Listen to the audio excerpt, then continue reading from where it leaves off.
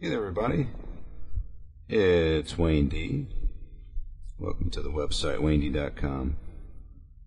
We're looking at Bryson DeChambeau, winner of the NCAA and the U.S. Amateur, and the owner of the most interesting and talked about set of golf clubs right now in the world, because all the irons are the same length. So, Bryson is a physics major at Southern Methodist and has been studying the Homer Kelly's work, the golfing machine, since he was 15 years old.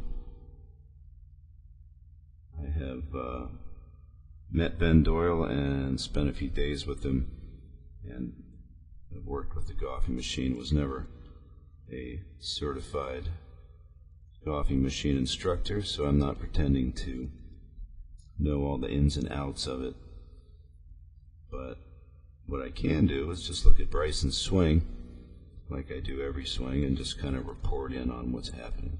So this has been touted as a one-plane swing, and while it's certainly much closer to that than other swings,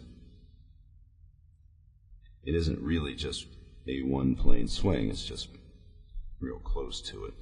So you'll see that the whole thing starts with extremely high hands.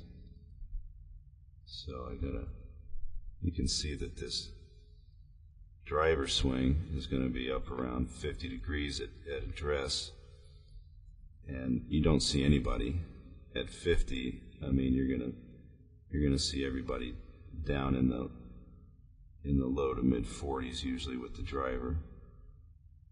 So if the shaft points at the belt buckle, which is conventional, it's kind of what I teach, you're going to see this one come right up underneath his sternum here.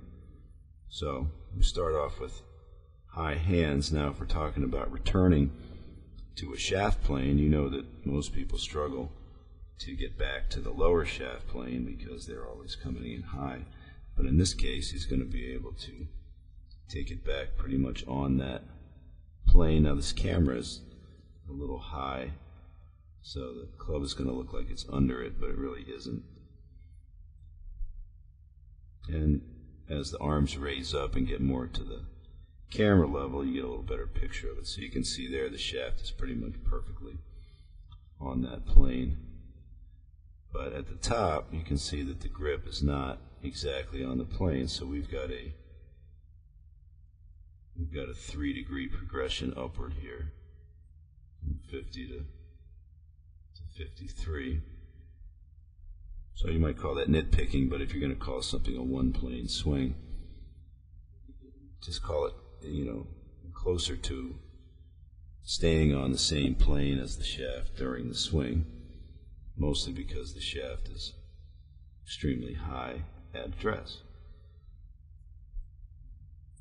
So a couple of interesting things about it. You can see the hips aiming to the left at address, so that when he begins the movement back, it's all together.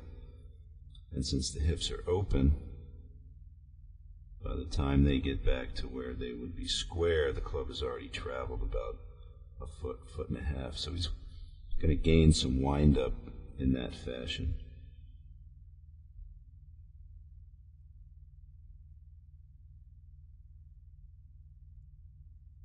Now, this guy is like he'd be a wide receiver or a free safety on a football team. 6'1", probably goes about 200 solid pounds, and it's very helpful when you're swinging a golf club. So again, you can see that we started here at 60, and now we're up at 64. There's 63.4 there. And no more progression up. So from left arm parallel, that's going to stay right on there. And as we come down, you can see the grip end is going to stay on that line. hands are going to come down through the same line. They're going to arc around real nice. So, like I said, this is about as close as you're going to get. You can see very, very little kick in the shaft. So, one of the oddities of the swing is the general lack of wrist cock. We'll see it in the face-on view here in a second. And the undynamic movement of the body. So when we look at a swing like this, with the strength and the athleticism of the player, the clubs and the ball, so in the modern game, what this goes to show you is all these things put together, along with a guy that can time the thing and create speed without wrist cock or wrist release into the ball, is an undynamic type looking swing.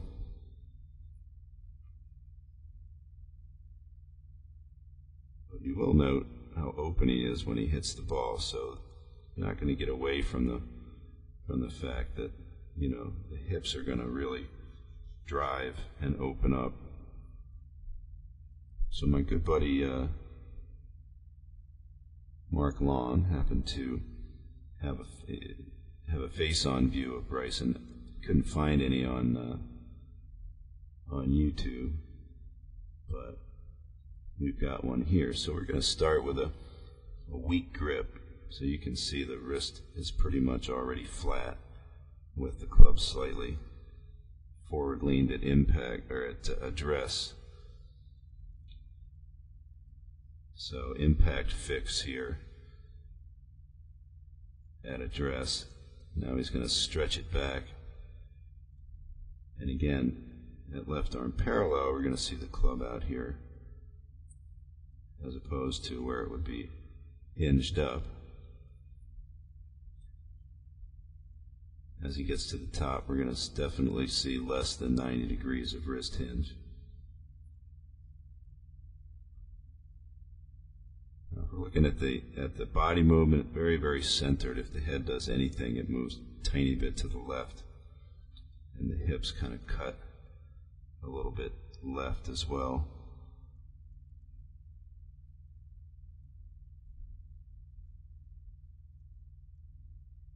So very, very centered. And then as the club comes down, you can see, once again, we're not storing energy in the angle between the shaft and the arm. So the wrist here is not cocked, but you'll see it. This is dragging into impact, and at impact, there's that left wrist, and look at that. That's pretty cool there. So he's taking something that doesn't look like, I mean, anybody else, as somebody who's taught the game for a long time, if I see people coming into the ball and the shaft is parallel to the ground and the hands are that far from getting to the ball, you know that there's going to be no forward shaft lean and the thing's going to flip, but not in this case for sure.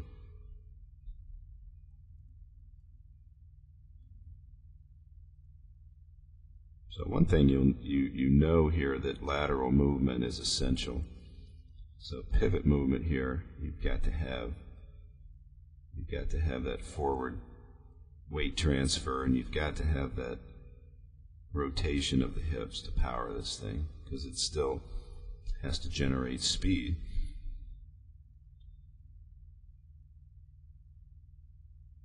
So he's timing the throwaway release, but it's really flailing into the ball with drag. So if you watch Tom Watson, his swing would look pretty similar on the approach. And of course, he was a marvelous ball striker. Now, you'd also think that you might hit the ball pretty high coming in wide like this, but Not if you drag that club through and retain that right wrist angle and left wrist flatness there. And he hits it far too. I think somebody told me that he won the long drive at the NCAA. You can see it's really great movement there. Bang.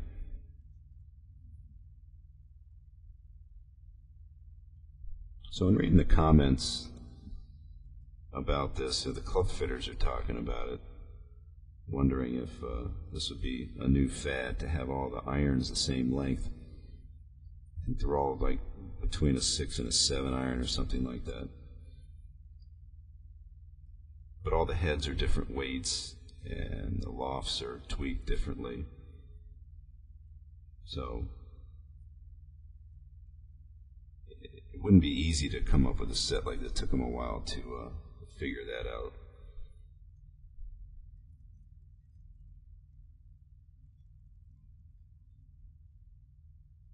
So the weak grip allows him to keep his wrist flat the whole time.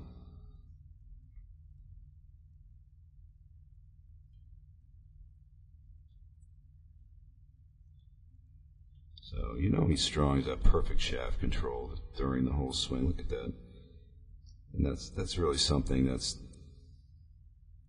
yeah, it's a technique. It's great mechanics, but it's a talent to be able to do this.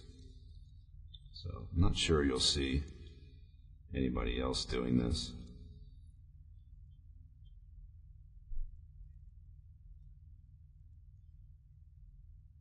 So the legs are going to square up what would be later than most normal conventional tour swings, where the left leg is gone somewhere in this neighborhood. But again, with this wide release and the wrist, you can see the left wrist, it's already bowed there. It's going to stay like that. And he's just going to hold the release through.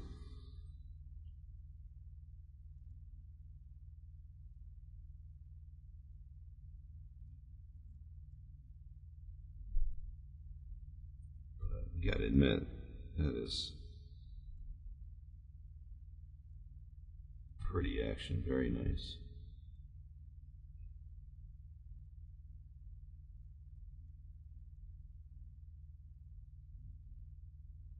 I think when he played in the Walker Cup, nobody beat him there either.